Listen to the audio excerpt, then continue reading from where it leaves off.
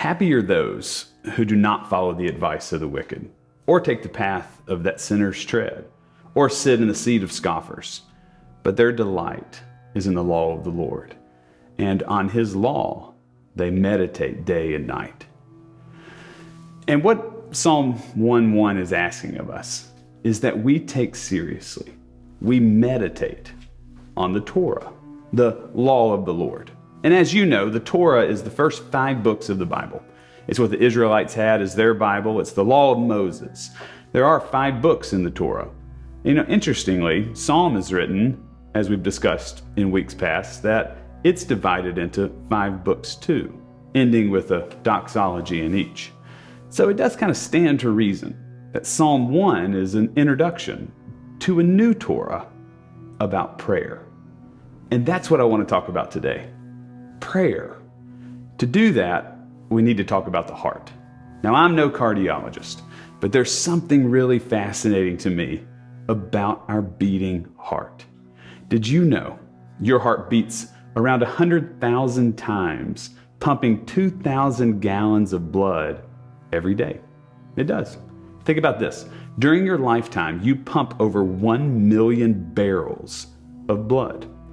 Did you know that blood travels around 12,000 miles through your body each day, which is 4 times the width of the United States from coast to coast? All of this is controlled and fueled by your beating heart. Did you know there are 60,000 miles of blood vessels in your body? If one of those vessels is damaged, it makes your heart have to work even harder to pump your blood. Did you know that a broken heart can feel like a heart attack? Intense and sudden feelings of sadness can mimic the symptoms. Stress hormones are released into the body and can cause chest pains and shortness of breath. Did you know laughing is good for the heart? Studies have shown that your blood vessels relax when you're laughing, which sends 20% more blood through your body.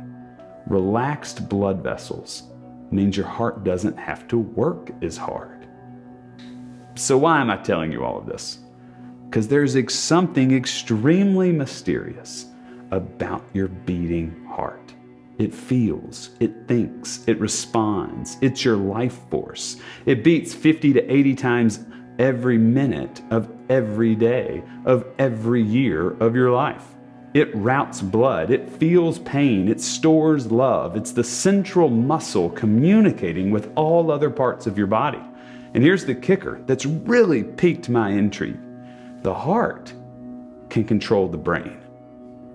For the longest time, we used to say that it's the brain that sent information to parts of your body, like your heart, telling it what to do. It's as if your brain controls your ability to walk and move and respond. And all of those decisions begin in the brain. If your heart is hurt, it's okay just to think this way, or your brain can control your heart's responses. But apparently this isn't true. There's research now showing that the heart routes information to the brain to calm the body down.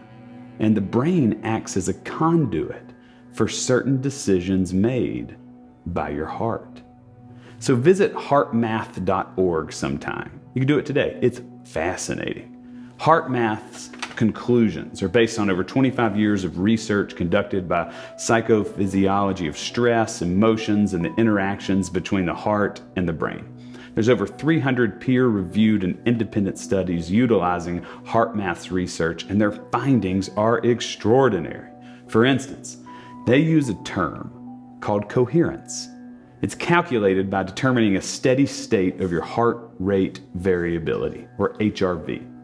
Healthy, happy people find coherence more often than stressed, unhealthy people. When you're less stressed, less worried, less physically restrained, your heart is able to respond coherently with your brain. Now, coherence is not relaxation. Coherence is more about how your heart rate variability affects physiological functions, and how if you can find an emotional inner peace, you can actually control your brain. So the next question, obviously, is how? How does the heart change and affect the brain? According to HeartMath, Your HRV directly affects your emotions and your thought patterns. So by developing practices to control your HRV, you can control your brain. And do you know what practices work to stabilize your HRV? Breathing exercises, inner stillness, laughter, prayer. I once witnessed a study showing some of HeartMath's findings on coherence with this illustration. A stressed person's HRVs were hooked up, and we saw in real time this person's heart rate on a screen. It was erratic. She was prompted to recite certain soothing sayings, and she chose the Lord's Prayer. Instantaneously, her HRV corrected, her breathing slowed, her mind cleared, and her HRV leveled out. They did another test, getting the HRV elevated, talking to a person blindfolded about stress and work and deadlines, and the person was asked to explain all that they had to get done before Thanksgiving, and their HRV was out of control.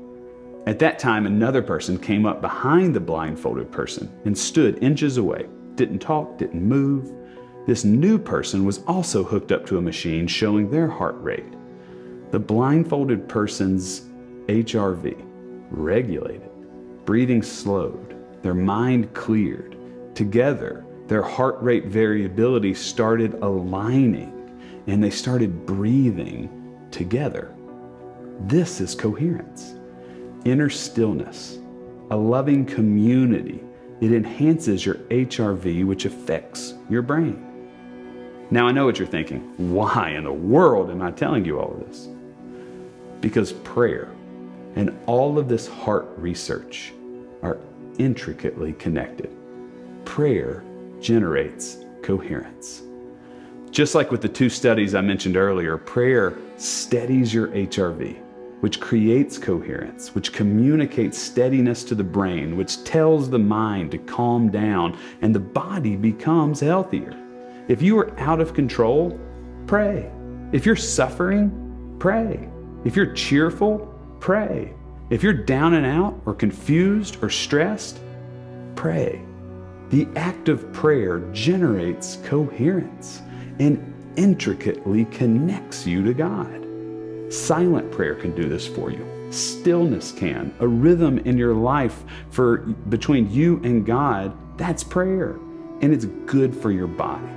It connects you to the deepest parts of your life. Prayer roots you in a habit that opens your heart to love and stillness and laughter, which calms the mind and helps the body heal. And the more we practice it, the healthier and happier we become. If you don't have an active prayer life, one that promotes stillness and solitude, you really are missing out. You're missing out on a connection with God, and your body feels this. It feels worse for it. Now, for my reasoning brain, it is hard to believe that prayer could affect our bodies like this. But at the exact same time, it is not hard for my heart to believe that it really can make such a difference, because I have felt the power of prayer. I can't reason it, but I can feel it. It feels like truth. We are intricately connected to one another and to God, and prayer is the conduit. That's why we gather and worship corporately. We help heal one another by being around one another in worship. If you don't routinely pray with others or worship with others, then you're missing out, and your body feels it, and it's worse for it. And Psalm 1 is an introduction to this deep rhythm of prayer. Happy are those who do not follow the advice of the wicked, or take the path that sinners tread, or sit in the seat of scoffers. But their delight is in the law of the Lord, and on His law they meditate day and night. So be people of prayer, both privately and publicly. Your heart needs it. You need it. Your body needs it. We all need it.